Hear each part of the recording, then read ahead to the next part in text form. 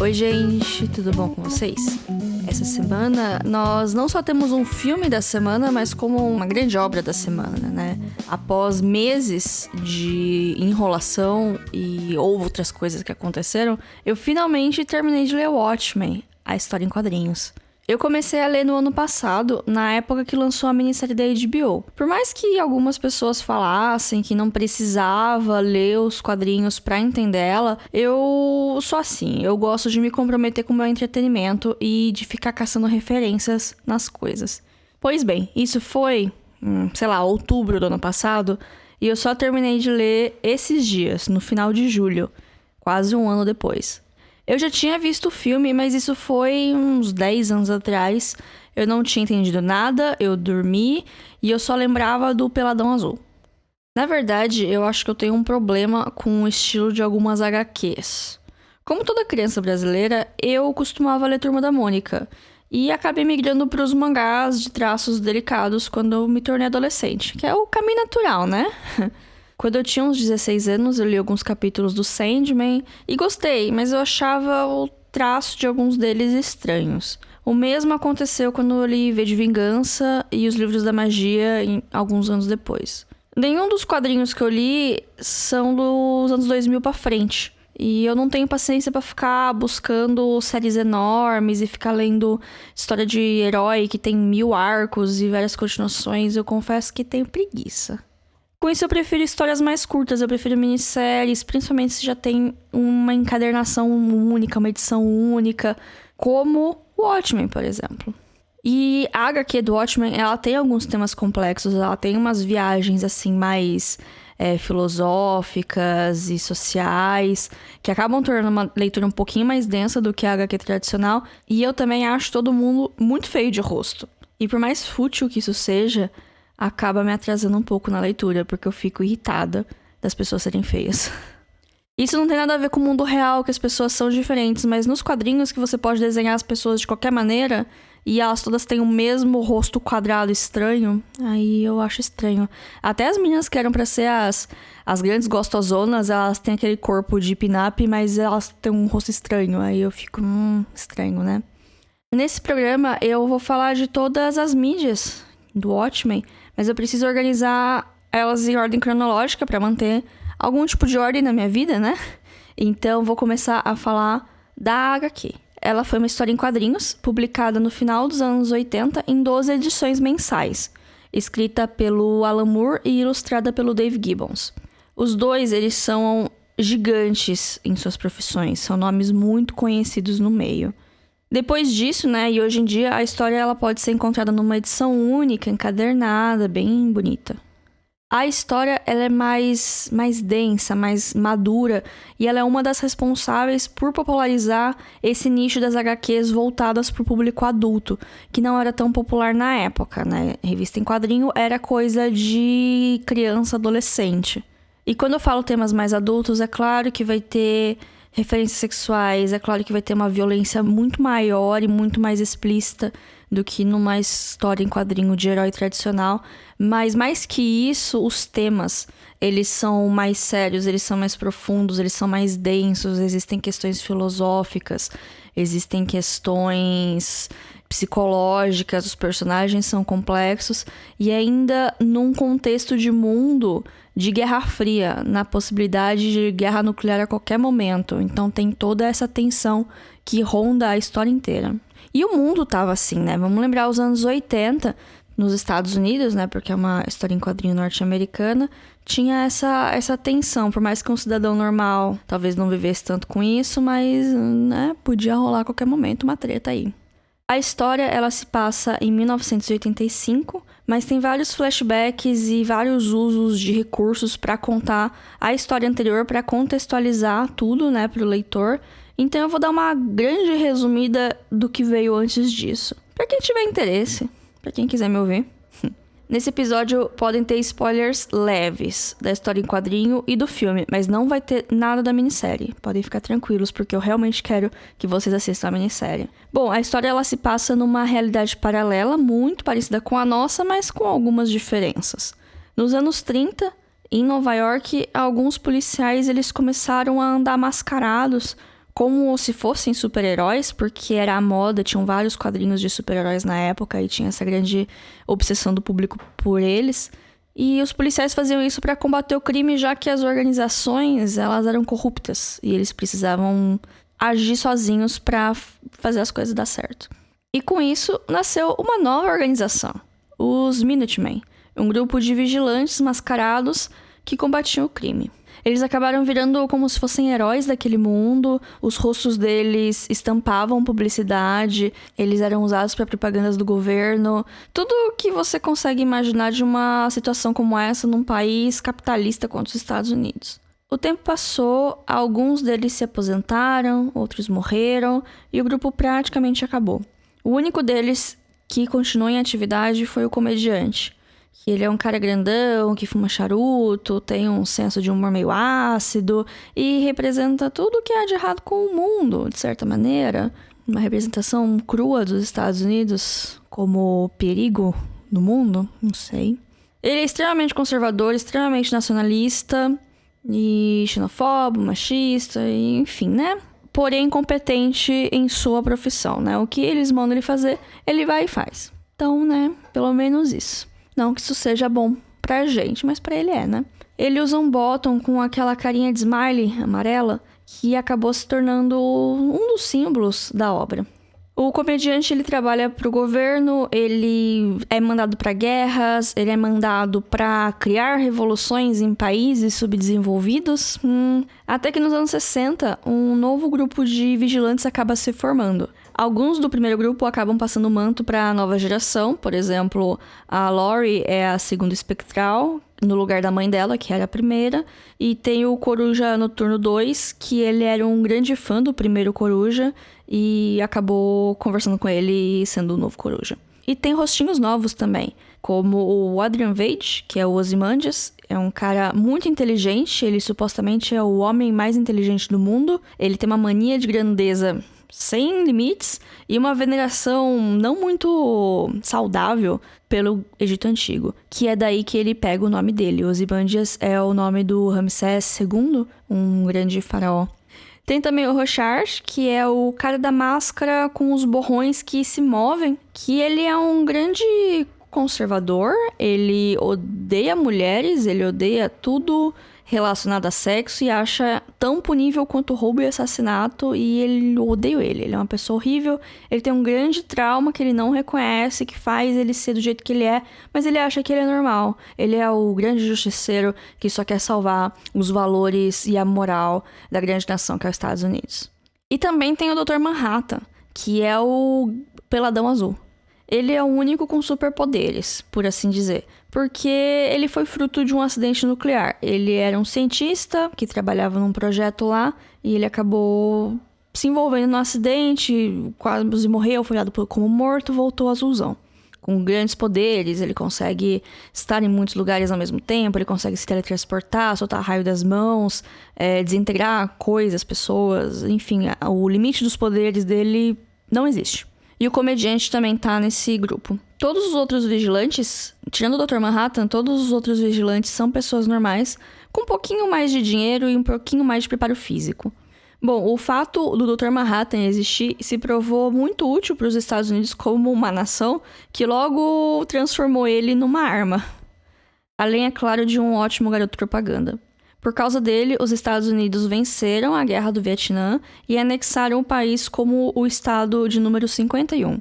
Então, tanto na HQ quanto nos filmes, você consegue ver bandeiras dos Estados Unidos com 51 estrelas no lugar das 50 do nosso mundo, porque são 50 estados.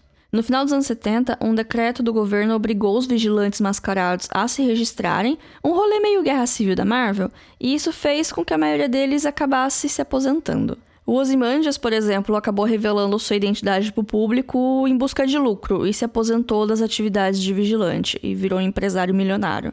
O Dr. Manhattan e o comediante continuaram trabalhando para o governo e o Rorschach continuou como um fora da lei, sendo o constante alvo da polícia. Tudo muda quando, em 1985, o comediante aparece morto, assassinado. E aí que a história começa.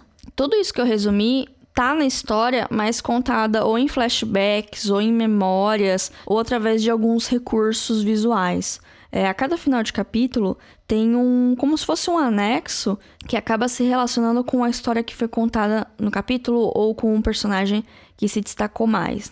São matérias de jornais antigos, são entrevistas com os vigilantes, são pedaços do livro de memórias do primeiro Coruja, etc. Tudo isso ajuda a moldar esse universo e tornar ele mais palpável, mais complexo, mais real. Todos os personagens, eles são complexos e são cheios de traumas e inseguranças que acabam desafiando os arquétipos esperados de heróis. Pra mim, essa é a melhor parte da história, e também descobrindo quem são aquelas pessoas e o que aquelas pessoas passaram, por que elas estão lá. A ação fica muito de segundo plano, até porque se você parar pra pensar, ela se resolve de maneira meio rápida. A história, ela acaba passando mais tempo fazendo você se importar com aquele universo e com aquelas pessoas, pro final ser mais impactante, do que acabar contando uma aventura de heróis.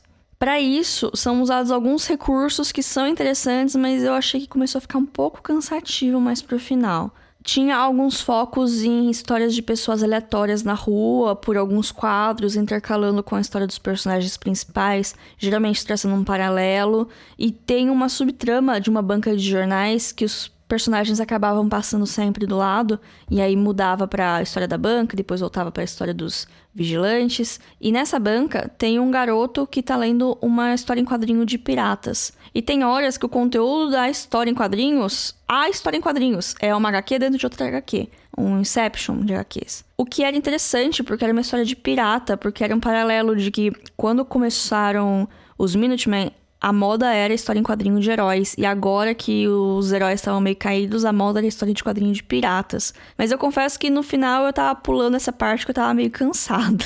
Watchmen, em inglês, quer dizer aquele que vigia, é um vigilante, né? O título é uma referência à frase em latim Quis custode est ipsus custodes, ou em inglês Who watches the watchman, ou para nós, quem vigia o vigilante. Estamos trilingües hoje aqui. De maneira geral, eu gostei da HQ, eu recomendo, mesmo com as ressalvas acima. É uma história muito boa, com bons personagens, bastante interessante. A coisa que eu menos gostei, tanto no quadrinho quanto no filme, é toda a parte da primeira Silk Spectre com o pai da filha dela.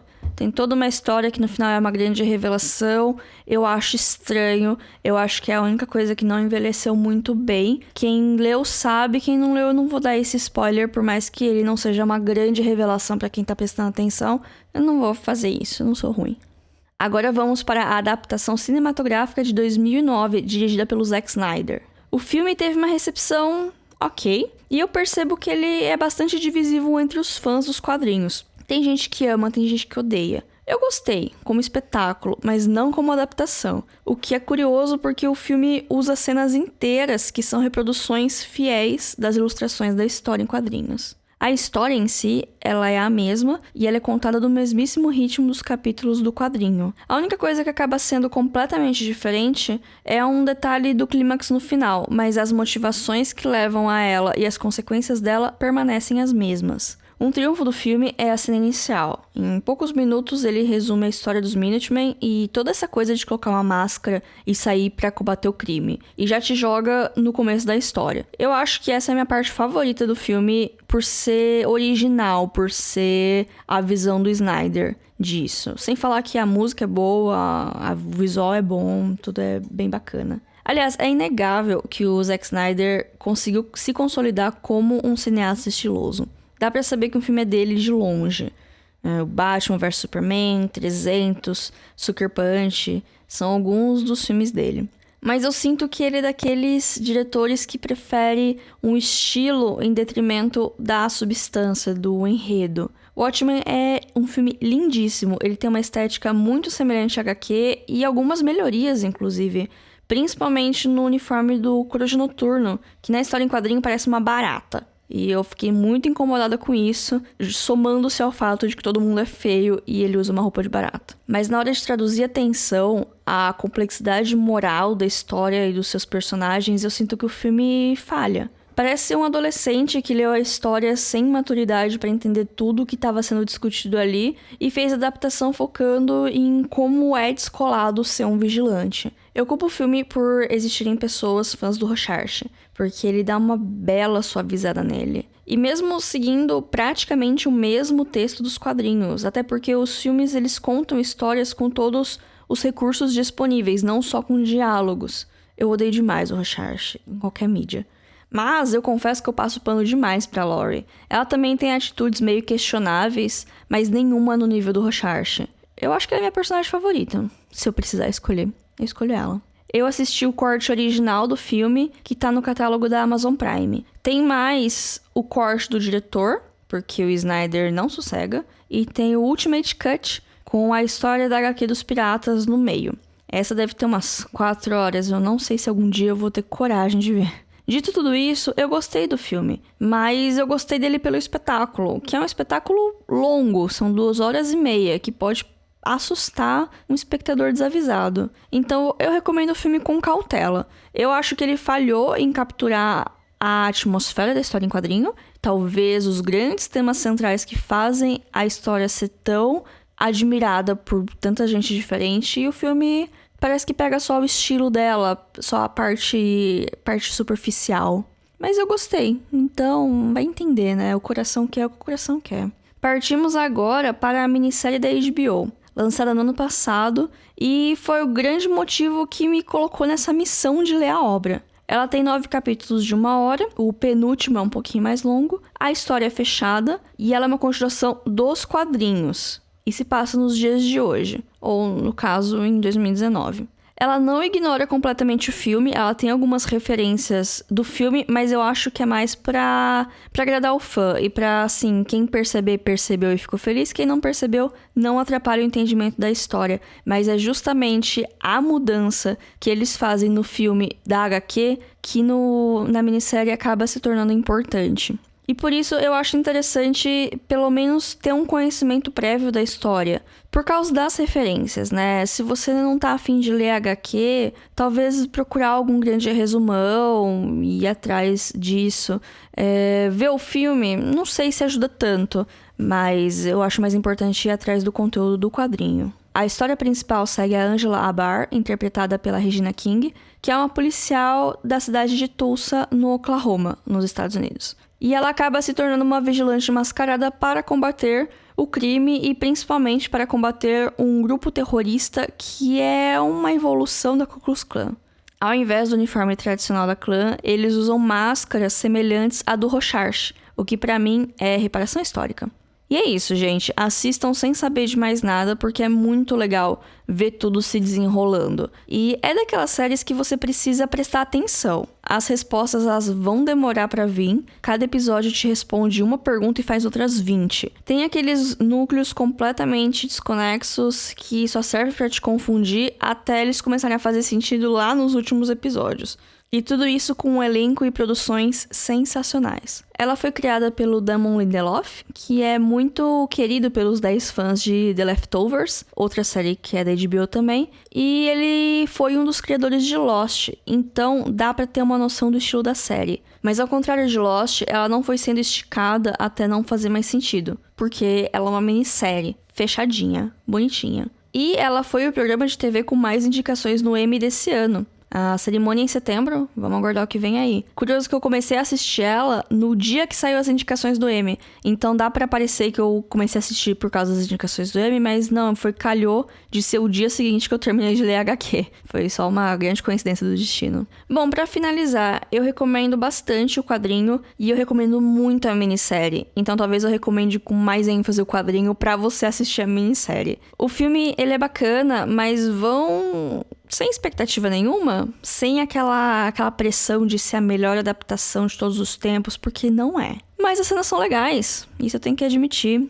As músicas são muito boas, o uso da trilha sonora é boa, os efeitos são bons, considerando que é um filme de 10 anos atrás. As roupas eu acho que é um avanço do quadrinho, por mais que elas não sejam tão fiéis. Na minissérie, por exemplo, tem alguns uniformes que são mais fiéis, que é legal de ver, mas eu acho que eu gosto das liberdades que o filme tomou, por ser uma mídia diferente, né? É legal ver coisa diferente, não ser uma cópia o tempo todo. Eu tenho sentimentos mistos com adaptações, quando ela tenta ser tão fiel que ela não cria nada de novo, sabe? Talvez seja a mesma situação dos live actions da Disney. Por que você fazer o mesmo filme de novo, sendo que ele já existe, se você não vai trazer nada de novo a ele, sabe? Então, essa que é a minha questão com o filme do Watchmen. Ele é legal, ele é descolado, mas o quanto isso é mérito do Zack Snyder como diretor, como cineasta, ou porque ele tá pegando as coisas exatamente igual tava na HQ e só mudou a mídia, sabe? O quão criativo e original isso é,